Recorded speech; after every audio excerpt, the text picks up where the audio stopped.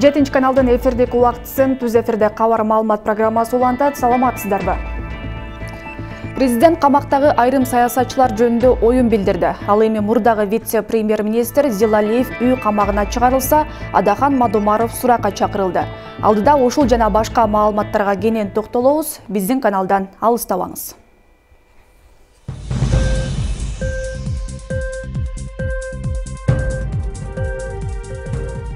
Ошто жаңы төрөлгөн 6 ымыркайдан коронавирус аныкталды. Алар кызыл зонада дарыланууда.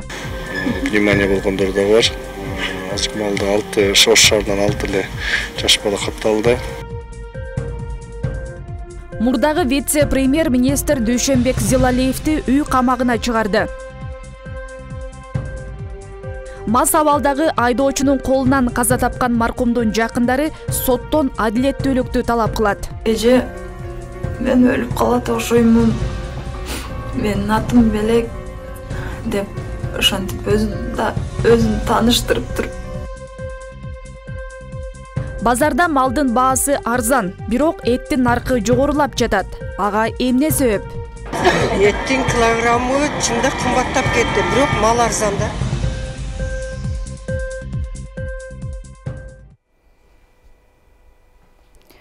Ошто жаңы төрөлгөн 6 ымыркайдан коронавирус аныкталды. Буга байланыштуу Ош облустук ооруканасынын жугуштуу оорулар бөлүмү кызыл зона болуп иштеп баштады. Анда COVID-19 илдетине кабылган кош бойлуу жана жаңы төрөгөн аялдарды ымыркайлары менен кабыл алат. Өлкөдө бир нече күндөн бери оору жугузуп алгандардын көрсөткүчү өсүп, ооруканалар бейтаптарга толууда. Оорунун 4-чү толкуну жүрүп кайрадан кызыл зоналар эшигин ачты. Ош шаарында жаңы төрөлгөн 6 ымыркайдан коронавирус аныкталып, Ош облустук ооруканасынын жугуштуу оорулар бөлүмү 45 орундук кызыл зона болуп ачылды. Шаардын аймагында ушундай оор акыбалдагы, айрыкча мына оор акыбалдагы 4 жашындагы кош бойлуу аялдарга кызыл аймак ачылсын деген буйругу чыккан. Ошону облустук клиникалык оорукананын инфекция бөлүмүнүн уюшулган. Азыр мына 10 январдан бери ошол жер иштеп жатат. Күнү түнү ошо район болобу, шаар болобу аныкталган, тастыкталган которулуп жатат. Анда COVID-19 илдетине кабылган кош бойлуу жана жаңы төрөгөн аялдар ымыркайлары менен дарыланат. Учурда аталган ооруканада 18 бейтап дарыланууда. Экөөнүн абалы оор. Энелер бүт коопсуздук эрежелерин сактап, маска тагын ошол эле учурда балага карап түшкүрбөй, колдорун жууп, эмискен сайын ошонун баарын сактаса, балага жукпайт деген таанакка келишип, азыр балдарды бөлбөйбүз. Бирок бүт эле ковид ПЦР оң жакка чыккан, тастыкталган кош бойлуу аялдар төрөттөн кийин сөзсүз балдарынан ПЦР анализи алынып текшерилет. Мындан сырткары Ош шаарындагы кызыл зонада 9 нареседен ковид аныкталган. Алар оор абалда дарыланып жатат. Буга байланыштуу дарыгерлер ооруну олуттуу кабыл алып, убагында ооруканага кайрылууну сунушташууда. Аны менен катар массалык топтолуудан оолак болуп, болушунча санитардык эрежелерди сактоого чакырышат. Мунун негизги себептери бул коопсуздук сактоого. Азык малды билесиздер, шаар ичинде бет калпсыз жана көпчүлүк жерде жанагы той тамаша көп болгондуктан бейтаптардын ичинде дагы жарандардын ичинде дагы көп катталып атат. Эң көп жана оор абалда катталган бул жанагы жашы өтүп калган биздин аксакал жарандарда көп катталып атат. Өлкөдө соңку бир күн ичинде эле тажи вирусу 3 адамдын өмүрүн алып, илдет 781 адамдан жаңы аныкталган. Алардын теңинен көбү Бишкек шаарында катталган. Илдетке чалдыккандардын басымдуусу вакцина албагандар. Чакыруулар 118 аркылуу чакыруулар 50дөн ашуун телефон аркылуу чалуулар 24 саат болуп атат. 24 саат бою мобилдик бригада күнүнө 25ден 30га чейин жарандарды обслуживание кылып жүрүшөт. 70-80% бизге жаткандардын ичинен бул вакцина албаган жарандар. Учурда 5074 адам коронавирус менен ооруп жатат. Анын 4167си үйүндө, 907си ооруканаларда дарыланууда. Кыргызстанда соңку бир нече күндөн бери коронавирус жугузуп алгандар боюнча статистика жогорулап жатат. Буга чейин Бишкек шаары кызыл зонага кирип, өлкөдө коронавирустун омикрон деген эң жугуштуу түрү катталган. Алмагүл Эркебайкызы, Бекмамат Султанов, 7 канал, Ош шаары. Урматтуу телегөрүүчү, өлкөдө эпидемиологиялык абал начарлап жатат. Ковид илдети менен биргеле сасык тумоо оорусу да күч алууда. Ден соолугуңузга жоопкерчилик менен мамиле жасап, өз алдынча дарылануудан алыс болууга чакырабыз. Оорусаңыз дарыгерге кайрылып, бет кап режимин карманыңыз. Ысык көлдө 2 адамды бычактоого шектелип, уюшкан кылмыштуу топтун 2 мүчөсү кармалды. Бул тууралуу облустук милициядан билдирди. 5 январда Балыкчы шаарынын ооруканасына бычакталган 2 жаран түшкөн. Кылмыш ишин иликтөөнүн жүрүшүндө шектүү катары уюшкан кылмыштуу топтун мүчөсү катары каттоодо турган 28 жана 30 жаштагы 2 жаран кармалды. Учурда кармалгандар убактылуу кармоочу жайга киргизилип, адамдын ден соолугуна оор зыян келтирүү беренеси менен кылмыш иши тергелип жатат. Былтыр октябрь айында улуттук коопсуздук боюнча мамлекеттик комитеттин төрагасы Камчыбек Ташиев Кыргызстанда уюшкан кылмыштуу топ деген түшүнүк болбошу керектигин билдирген. Бишкектин 1-май райондук соту мурдагы вице-премьер-министр Дүйшөнбек Зилалиевди үй камагына чыгарды. Бул тууралуу райондук соттун басма сөз кызматы билдирди. 2021 жылы 23 июнда жогорку сот Зилалиевге мыйзамсыз баю боюнча коюлган айыпты жокко чыгарып, ишти кайра кароого Бишкектин 1-май райондук сотуна жиберген.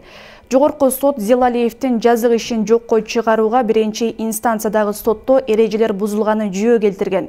2020 жылдын 5 октябрында 1-май райондук соту Зилалиевди жазык кодексинин 323 беренесинин 2 бөлүгү менен күнөөлүү деп таап 7 жылга kesкен. Буга башкы прокуратуранын Зилалиевге 2010-2017 жылдары жетекчилик кызматты ээлеп турганда өзү иштеп тапкан каражаттан ашык суммага мүлк сатып алган деген жүйө менен кылмыш ишин козгогону себеп болгон. 2018 жылдын 18 октябрында Зилалиев дагы бир иш боюнча шарттуу түрдө 3 жылга эркинен ажыратылган болчу. Анда Зилалиевге карата жазык кодексинин террорчулук жөнүндө атайлап жалган маалымат таратуу беренесинин негизинде иш козголгон. Зилалиев айыптарды четке кагып, мыйзамсыз кармалганын айтып келет. Жогорку кеңештеги Бүтүн Кыргызстан фракциясынын лидери депутат Адахан Мадумаров башкы прокуратурада сурак берип чыкты. Мадумаров бүгүн эртең менен суракка барган. Түштөн кийин экинчи жолу киргени белгилүү болду. Саясатчы 2009 жылы Коопсуздук кеңештин катчысы болгон кезде кол койгон Кыргыз-Тажик чек-арасы тууралуу протоколго байланыштуу күбө катары буга чейин да суракка чакырылган. Ал соңку окуяларды өзүнүн саясий ишмердиги менен байланыштырып, өлкө башчы Садыр Жапаровдун атын атап келет. Жапаров вечерный Бишкек басмасына курган маегинде 2009 жылы Баткендеги 4 көчө тилкеси боюнча кол коюлган протоколду чыккынчылык деп атады. Былтыр октябрда Садыр Жапаров коңшу мамлекет менен чек-ара чечилбей жатканынын бир катар себептерин атаган. Ага Баткендеги 4 көчө тилкеси боюнча Мадумаров кол койгон протокол кедергисин тийгизип жатканын да билдирген. Кыргызстандын Малайзиядагы элчиси Азимбек Бекназаров башкы прокуратурада 2010 жылдагы июнь окуясы боюнча сурак берип жатат. Азырынча башкы прокуратура Бекназаровдун сурагы боюнча маалымат бере элек. Бекназаров 2010 жылы убактылуу өкмөттүн төрагасынын орун басары болгон прокуратура жана каржы полициясын жетектеген. Көзөмөл органы 2021 жылдын декабрь айында 2010 жылдагы июнь окуялары боюнча Атамекен партиясынын лидери Өмүрбек Текебаевди, саясатчы Бектур Асановду, ошол кездеги УКМК төрагасы Кеңешбек Дүйшөбаевди сурак алган. Маалыматка ылайык саясатчылар суракка күбө катары чакырылышкан. Ал учурда Текебаев убактылуу өкмөттүн төрайымынын орун басары, Дүйшөбаев УКМК башчысы, ал эми Асанов Жалал Абад облусунун губернатору болуп турган. Өлкө башчы Садыр Жапаров вечерный Бишкек басмасына маек куруп, парламент депутаттары Адахан Мадумаров менен Орозайым Нарматованын суракка чакырылышы боюнча жооп берди. Мамлекет башчы Мадумаров менен Нарматованы кескин сындап, коррупция жана башка темаларда элге акыл үйрөтөрдөн мурда өзүң таза болушуң керек деген пикирин айткан. Өздөрү кылмыш кылып коюшуп, анан эмнеге камчы экөөбүздү коркутушат?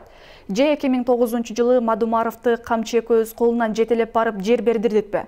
Же 2013 жылы Жамодан Орозайымга камчы экөөбүз жасалма диплом алып бердикпи? Колуң менен кылганды мойнуң менен тарт дейт кыргызда, деди Жапаров. Өлкө башчы Садыр Жапаров Мадумаров жөнүндө кенен токтолуп, Баткендеги 4 көчө тилкеси боюнча ал кол койгон протоколду чыккынчылык деп атады. 17 январда Жогорку кеңештеги Бүтүн Кыргызстан фракциясынын лидери депутат Адахан Мадумаров башкы прокуратурада сурак берип жатканы белгилүү болгон. Ал 2009 Коопсуздук кеңешинин катчысы кезинде кол койгон Кыргыз-Тажик чек арасы тууралуу протоколго байланыштуу күбө катары экинчи жолу суракка чакыртылган. Жалалабадда мас айдоочунун айынан каза болгон 25 жаштагы баланын жакындары акыйкаттык издөөдө. Алар кылмыш аныкталганына карабай, сот айыпкерди белгиленген жазадан бошотуп жиберди дешет. Сот процессида жабырлануучулардын катыштыгы жок өткөн. Жалгыз уулунан айрылып, акыйкаттык издеген үй бүлөнүн үнүн кабарчыбыз угуп келди. Өткөн жылы Жалалабад шаарында жол кырсыгынан каза болгон Белек Избаскаровдун жакындары анын өлүмүнө себепчи болгон адамга карата соттун чечимине нааразы болуп жатышат. Маркум аскер кызматкери 25 жашта болгон. Каргашалуу окуя мындан 8 ай мурун орун алган. Анда Mercedes-Benz унаасын мас абалында башкарган жаран эки көчөнүн кесилишинде катуу ылдамдыкта келип негизги жолдо бараткан Matiz унаасын сүзгөн. Арткы орундукта бараткан Избаскаров катуу жараат алып, көп өтпөй каза болгон. Айыпталуучу Мелибаев Азамжон мас абалында катуу ылдамдык менен эки көчөнүн кесилишиндеги бир унааны сүзүп, экинчи агамдар бараткан унааны, агамдар башка жолдо кетип баратканына карабастан агамдардын унаасын сүзүп, жолдун четине чыгарып салат. Кан агамдын башынан шорголуп агып жатыптыр да. Бирок ошол күбө эженин көзүнө карап туруп, агам эже мен өлүп калат окшоймун, менин атым Белек деп ошентип өзүн тааныштырып туруп, анан агам ошол суу сураптыр, эже суу деп, анан эже чуркап чыгып, ошол чыныга суу алып чыгып, эки уртам ичкенден кийин агам эстен таныптыр. Бул кырсык каттоого алынып, Mercedes-Benz унаасын башкарган айдоочу мас абалында экендиги аныкталган. Кылмыш иши сотко өткөндөн кийин бир нече отурумдар болору белгиленген. Улам жылдырылган сот 2021 жылдын 31 декабрында өтүп, ага жабырлануучу тараптын өкүлдөрү катышпай калган. Ошол процессте шаардык соттун судьясы Миран Шерматов айыпталуучуга пробациялык көзөмөл колдонуу менен белгиленген жазадан бошоткон. Алар бул чечимге нааразы. Кыска убакыттын ичинде эле сот өзүнүн оюн өзгөртүп, ошол сот залынан айыпталуучу Мелибаев Азамжонду үйүнө бошотуп салды. Пробациялык түрдө 3 жылга эркинен ажыратылды деп айтып атат. Бул жакта бир аскер кызматкери элин жерин коргойм деген агам өлүп жатса, ал үй камагында жатыш керек экен. Биз эч кандай мындай жазаны колдонушунга ыраазы эмеспиз, соттун чечимине дагы ыраазы эмеспиз. Жалалабад шаардык сотунун өкүмү менен айыпталуучу кылмыш жаза кодексинин 127 беренеси менен күнөөлүү деп табылган. 2 жылга айдоочулук укугу чектелип, өзү 3 жылга эркинен ажыратылган. Бирок пробациялык көзөмөл колдонуу менен айыпталуучу берилген жазалардан бошотулуп, пробациялык көзөмөл 3 жылдык мөөнөткө берилген. Күнөөлүү деп табылып, 2 жылга мөөнөткө транспорттук каражатын айдоо укугунан ажыратылып, 3 жылга эркиндигинен ажыратылган. Кыргыз Республикасынын 2021 жылдын 28 октябрында номер 126 мыйзамы менен колдонууга киргизилген Кыргыз Республикасынын кылмыш жаза кодексинин 82 беренесинин менен негизинде айыпталуучуга карата пробациялык көзөмөл колдонуу менен белгиленген жазадан бошотулган. Пробациялык көзөмөл 3 жылдык мөөнөткө белгиленген. Маркум Избасаров Баткендин Исфана шаарынан бир үйдүн жалгыз уулу болгон. Ал Жалалабадтын Карадарыя айылындагы заставада 1 жылдан бери иштеп жүргөн. Акыйкаттык издеген жабырлануучулар 600 чакырым жол жүрүп, иш жагдайын билүүгө келишет. Бирок соттордун бул кадамы күйбөгөн жерибизди күл кылды дешет. Уулунун бейкүнөө өлүмүнүн айынан апасы да жүрөк оорусуна чалдыкканы айтылат. Маркумдун жакындары шаардык соттун өкүмүнө макул болбой, апелляциялык даттануу менен 10 январда Жалалабад облустук сотуна кайрылышты. Мындан адилет чечим күтөөрүн, айыпкер мыйзам чегинде жазасын тартаарына үмүт артышат. Бирок бүгүнкү күндө аталган кылмыш иши облустук соттун өндүрүшүнө келип түшө элек. Ал эми айтылган окуя боюнча экинчи тарапка байланышууга мүмкүнчүлүк болгон жок. Андыктан 7 канал алардын да пикирин угуп чагылдырууга даяр. Бүбүсара Орозалиева, Шарзат Эгембердиев, 7 канал, Жалал-Абад. Ош шаарынын тургуну уюшкан кылмыштуу топтун мүчөлөрүнө турак үйүн тартырып жибергенин айтып арызданып чыкты. Жабырлануучунун айтымында чоң муштумдар үй ээсинин атасын 10 күндөн ашык барымтага алып, $800 000 акча каражатын же турак үйүнүн документтерин өткөрүп берүүсүн талап кылышкан. Жабырлануучулар каралардын колунан толук кутулуп чыккандан кийин гана Улуттук коопсуздук мамлекеттик комитетине арыз менен кайрылышкан. Учурда териштирүү иштери башталды. Бүгүн кысымга кабылдык деген 4 жарандын жакындары чогулуп, маалымат жыйын өткөрүштү. Алар тергөө, адилет жана калыс өтүүсүн суранышууда. Кылмышка шектүүлөрдү калкалагандар бар болушу мүмкүн деген таризде арызды дагы атайын УКМКнын Оштогу эмес, Жалал-Абадтагы бөлүмүнө жазышкан.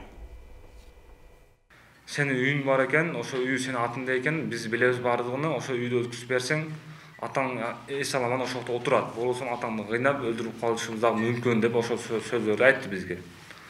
Anın biz apam közü uqqanımızdan keyin men үйді dokumentini aldım. Gosregistriga oşo Abbas, Yaxyoykovic üçöz düştük. Düştürüp Gosregistrden men үйді polnüstü ötküsüp berdim alarga. Üy men atımda bolgan ile. Oşonun üçün suranat elem. Бул биздин башыбызга келген иштерди, бул ишке кимдер аралашкан болсо, кандай өз кызыкчылыгына иштетпей, мыйзам чегинде жооп берүүсүн каалап, мен ушул билдирүүнү билдиргени чыктым.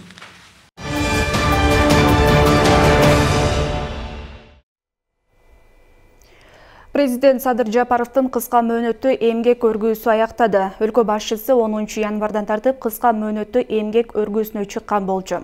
Президент Садыр Жапаров эмгек өргүүсүнө чыкканына байланыштуу 10 январда өткөн Жамааттык коопсуздук келишим уюмунун кезексиз онлайн сессиясына катышкан эмес. Президенттин ордуна министрлер кабинетинин төрагасы Акылбек Жапаров катышкан.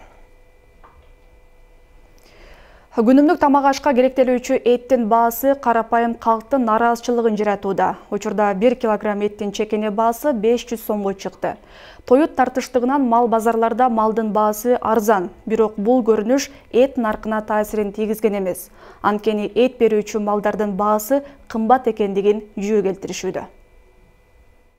Учурда 1 килограмм эттин баасы 490 сомдон 500 сомго чейин сатылып жатат. Касапчылар бул бааларды эт багытындагы малдардын наркы жогору болгондугу менен байланыштырышты. Этке чарбанын малын союп сатса, арык чыгып, сатууга мүмкүн болбой калат. Мындан улам кардарлар жагдайды түшүнбөстөн, мал арзан, эт кымбат деп нааразычылыктарды жаратууда дешет. Естественно, ошо немедем азыр мал кымбат болгон үчүн 500 сомдон сатабыз. Арзан түшүп, бактап турса биз деле арзан сатабыз. Озы жем кымбат, мал багыш кыйын болуп атат. Базардан канча сом алсак, мисалы ошо немесине карап сатабыз да биз. Göçtüngө 470-480 сом келет атабыз. Сода сал сузураак болот. Азыр элдер мал арзанго, дейт, малдын алиги семизи арыгы бар да. Кунажындар алиги арыктары арзан болот. Семиз мындай Семиз букалар кымбат болот да. Эт күнүмдүк тамак ашка колдонуучу маанилүү азыктардан бири. Мындан улам эттин баасынын өскөндүгү карапайым калктын капчыгын жукартып, убайымга салууда. 1 кило эт алсаң, мисалы үчүн жакшы окат кылсаң, 2 окат кыласың. Ондагы теңинен көйлө сөөк. 300 грамм сөөк кошуп коет огочу. Анан кийин неме кылбайт, эч кандай. Немеси жок да, баракасы жок да. Бул ар түрдүү дем, ар күнгө ар түрдүү келет. Чоң схемага 1 күнгө 2 күнгө жетип. Еттин килограммы чында кымбаттап кетти, бирок мал арзан да. Этке караганда. А ортодогу алиги чарба кылып багып аткандарга кыйын болуп атат, сатып аткандарга оңой болуп атат. Тоют жетишсиздигинен жемдердин кымбатташынан мал базарларда малдын баасы алда канча арзан. Бирок ошол эле учурда багылган эт берүүчү малдардын баасы жогору. Алсак фермер Шермат Мамиев 3 ай мээрет менен баккан 2 бодо малын базарга алып түшкөн. Кымбат, жем кымбат. 3 ай 4 ай багылат да, мал өзү 6 ай 7 айда өзүнө келет да. 6-7 ай бакканда бул килограмма туура келет да. 3 ай мээрет кылыш керек, бересизби? 125 миңге берсеңиз бизде пайдаланайлы. Кам болот, кам. Бересиз. 26 миңге сатасызбы? Аз мен сотам. Не атачам? Эм болду. Аз бар. Базарларга түшкөн малдар көбүнесе семиздигине карап бааланат. Күнүмдүк чарбага колдонуучу малдардын баасы салыштырмалуу арзан. Азыр деле кыдырып жүрөбүз, арзан, кымбаты кымбат. Эми көбүнчө дыйканга эмес биз бандай чайкоочулардан неме түшкөрүп калтабыз алганычы мисалы издештирипчи. Анан эртерээк келсең, может, дыйкандардан алып калабызбы? Азыр эми көбүнчө эле чайкоочулардын немеси болуп калды да.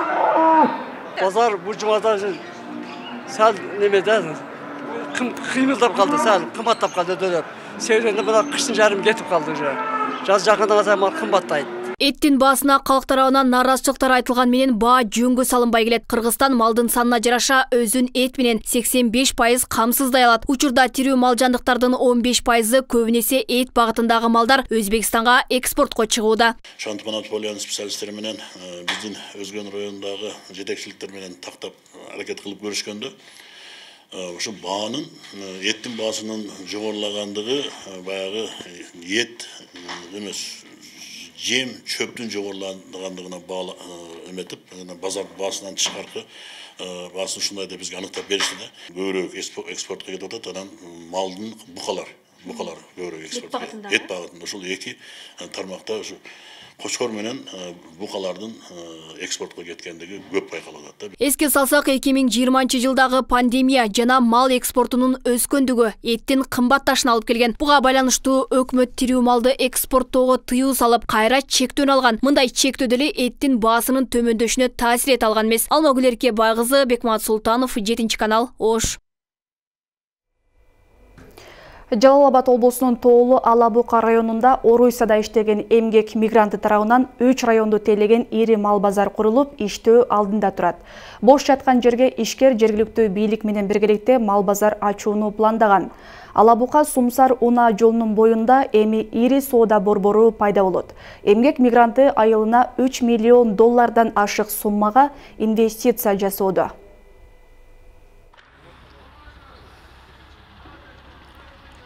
6 гектар аянт тейлеген ири мал базар ушул айдын этегинде иштеп баштайт. Мында Чаткал, Алабука жана Аксы районунан тургундар келип, соода сатык жасашса болот. Курулуштун акыркы этаптары аяктоо алдында турат. Кайсы мал ысык суук мареке болсо, биринчиден союз сакталат. Ушул жерде болот. Круглосуточный, түндө келеби кандай болсо. Анан экинчиден условиялар каралган. Мына Куда каласа мына чөп жыйылат, жем жыйылат. И бул жагынан карасаңыздар, барып туруп, многу бурчунда дагы куду ошондой болот, Куда каласа. Келген адамга Куда каласа мына жерге двухэтажный здание салып атабыз. Келип жашаса болот. 6 комнат болот. Например, алыстан мал алып келип туруп, калып кетиши мүмкүн 1 суткага же ошондой жанагылар шарттары каралган. Мал базар шарты менен талапка ылайык курулуп жатат. Эң негизгиси бул жайды жергиликтүү бийлик жеке ишкер менен биргеликте иштетет. Мындан улам быйылкы жылдан тартып мал базардан жергиликтүү казынага киреше түшө баштайт. Өзгөчө жери биздин жеке ишкерибиз элге жардам кылуу максатында бул жерде баардыгын дүң баада арзан кылам депчи. Баардыгын элге ыңгайлуу шартта азыркы кымбатчылык маалда арзан кылам. Алабукадагы жана Чаткалдагы жеке ишкерлер дагы ушул жерден дүң баада алып барып, өзүнүн айылдарына сатса болот турган баа коюп берем деп атат да. Муниципалдык жана частный дегенин себеби бул жерден түшкөн пайданын, выручканын жарымы айыл өкмөттүн бюджетине түз которулат. Алдыдагы айларда бул жай ири соода комплексине айланат экен. Мал базар менен катар курулуш материал жана азык-түлүк сатуучу ири соода борборда куруу пландалган. Аны менен катар жаңы жумушчу орундар да түзүлөт. Ыңгайлуу бир базар уюштурууну баягы максат кылганбыз. Ошол Өрүктө айыл өкмөтүнүн башчысы ошол жерде сунуштап, баягы тиешелүү документтерин бүтүргөндөн кийин биз сунуш кылдык. Ал жерде баягы толук кандуу заманбап куруш үчүн айыл өкмөттүн мүмкүнчүлүгү жетпейт. Анын үстүнө муниципалдык базар кылып иштетүүдө баягы көптөгөн мамлекеттик органдын көзөмөлдөшү кичине менчикке караганда баары бир тең тайлаша албайт деп. Бизде азыр проектте каралган 1000 уйга чейинки кара малдын өзү. Анан жылкыныкы 300. Бир маалда каралып байлана турган место бар. А койдуку 1,5 миңге чейин. Ар бир койдун кабинасы бул жатып расчетун алганда жатып, например, кенен жатканы менен 50 коюп атат бир кабинага. Ала Бука районунда учурда иштеп жаткан мал базар талапка жооп бербеген абалда, ачык жайда иштейт. Айылдыктар эмгек мигрантынын айылга жасаган салымына ыраазы. Соода жайы ишке түшсө, аймактагы ири базарлардын бири болуп калмакчы. Нуриза Хамракулова, Шерзат Эгембердиев, 7 канал, Ала Бука району. Залкар акын, дастанчы жана оончу Айтор көп кырдуу талант ээси Элмирбек Иманалиев көзү тирүү болгондо бүгүн 44 жашка толмок. Бирок Шумажал акынды 42 жаш курагында дүйнөдөн алып кетти. Акындын туулган күнүнүн урматына бир нече маданий иш-чаралар уюштурулган. Ошондой эле чыгармачылыктагы санаалаштары, шакирттери эскеришип, улуттук филармонияда концерт коюшууда. Жанында жүрсөм жарымай, эскирген күндөр жаңыда. Бүгүн Залкар акын, дастанчы жана оончу Айтор көп кырдуу талант ээси Элмирбек Иманалиевдин туулган күнү. Алып талант көзү тирүү болгондо 44 жашка толмок. Бирок Шумажал акынды 42 жаш курагында дүйнөдөн алып кетти. Акындын туулган күнүнүн урматына бир нече маданий иш-чаралар уюштурулган. Ошондой эле чыгармачылыктагы санаалаштары, шакирттери эскеришип, улуттук филармонияда концерт өтөт. Калтка айлангандай былтырда бергенбиз Элмирбек Иманалиевдин түлөктөрү, шакирттери филармонияда кызуу концертке даярданып атышат. Буюрса бүгүн кечинде калайык көптөн бери күткөн кереметтей айтыш концерт болот деп ишенебиз. Буюрса аракет кылабыз, бар болуңуздар. Жаштайынан чыгармачылыкка аралашып, 14 жашынан айтышка чыгып, 16 жашында алгачкы оондорун жараткан Элмирбек Иманалиев 1978 жылы Токтогул районунун Өзгөрүш айылында туулган. Чыгармачылыктагы устаттары Тууганбай Абдиев, Эстебес Турсуналиев, Ашыралы Айталиевдер болуп, кийин өзү дагы айтыш фондунда бир нече шакирттерди тарбиялап чыккан. Жеңиш күсөп, билбедим жеңилүүнү, чайпалганда билбедим төгүлүүнү. Bir tuğanday sezilip kurbularım, biyik çıkıp bağrınan köngülünü, öktüm gezde deli örüp men dadalay, örtkö taştap sınadım ömürümdü. Акындын оондорун, айтыштарын сүйүү уккан Кылыч Кыргыз аттуу мекендешибиз өзү Америкада жашап, оор жүк ташуучу унаа айдап эмгектенет. Элмирбек Иманалиевди жанынан көрбөй калганына арман кылып, андан соң акын Зайырбек Ажыматов экөөсүнүн айкелин жасатууну демилгелеп, ага өзү демөөрчүлүк дагы кылган. Экөөнүн айкели менен көп нерсени айткым келди да. Биринчиден ушул эки Залкардын таланты, эки Залкардын элине кылган кызматы, ошол чыгармачылыгы менен, таланты менен кылган кызматы. Андан сырткары Элмирбек менен Зайырбектин достугу, достуктун символу катары көргөзгүм келди. Себеби акыреттик достор деген Кыргызда жакшы кеп бар. Мына ошол экөөнүн эстелигине келип алып керек болсо, ошол достошо турган, антташа тургандар келип ошол жерде достошсо болот. Мына дос болсоң ушундай бололу депчи. Мына ушундай жактарын көргөзөйүн деп ойлогом.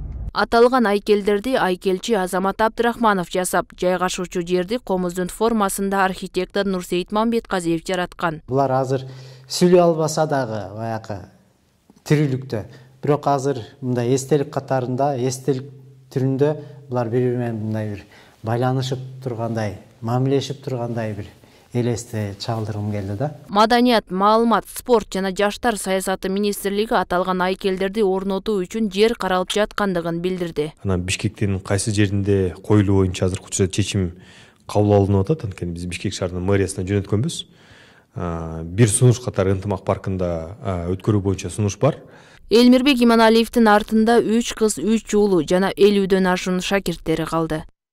Гүлзат Абдрахманова, Темир Избасканов, 7 канал, Бишкек. Бүгүнкү берүүбүз дал ушундай маалыматтардан топтолду. Ушул жана башка жаңылыктарды каналдын расмий сайтынан жана социалдык баракчаларыбыздан да окуп тааныша аласыздар. Ал үчүн төмөндө көрсөтүлгөн даректер боюнча катталып, лайк басып, комментарий калтырып, жакыныңыз менен бөлүшүп коюңуз. Түз эфирде мен Айжамал Олжобай кызы болдум. Алдыда аба ырайы тууралуу маалымат бар. Саламаттаңыздар.